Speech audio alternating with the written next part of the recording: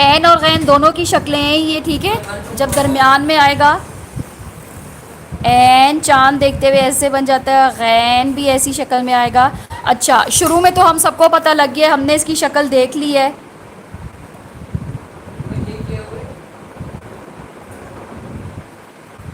यहाँ पे हमें अभी पता लग गया इसकी आधी शक्ल ऐसे ही आएगी, शुरू में जब ये आएगा, नंबर 1 पे जब ये आएगा, ठीक है।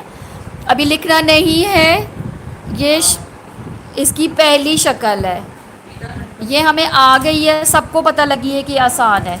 दरमियान वाली शक्ल थोड़ी सी मुश्किल है, इसलिए इसको ज़रा ध्यान से फोकस करके देखें।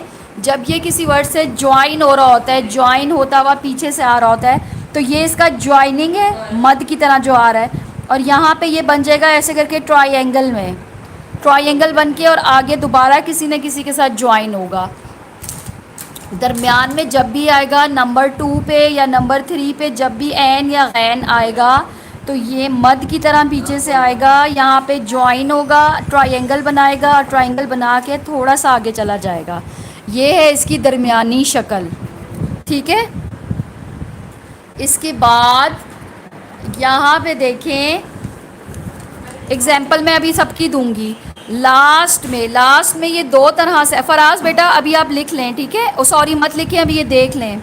लास्ट में ये दो तरह से आएगा। जब ये ज्वाइन हो रहा होगा किसी वर्ड के साथ, तो ये ऐसे ही ज्वाइन होता हुआ आएगा, ट्रायंगल बना के नीचे स्माइली फेस आ जाएगा।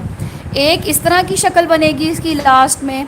और अगर इससे पहले शरारती वर्ड आ जाएगा तो वर्ड टूट जाता है ना शरारती वर्ड पे, तो शरारती वर्ड जब आएगा तो ये अपनी पूरी इसी तरह की शक्ल में आ जाएगा। अभी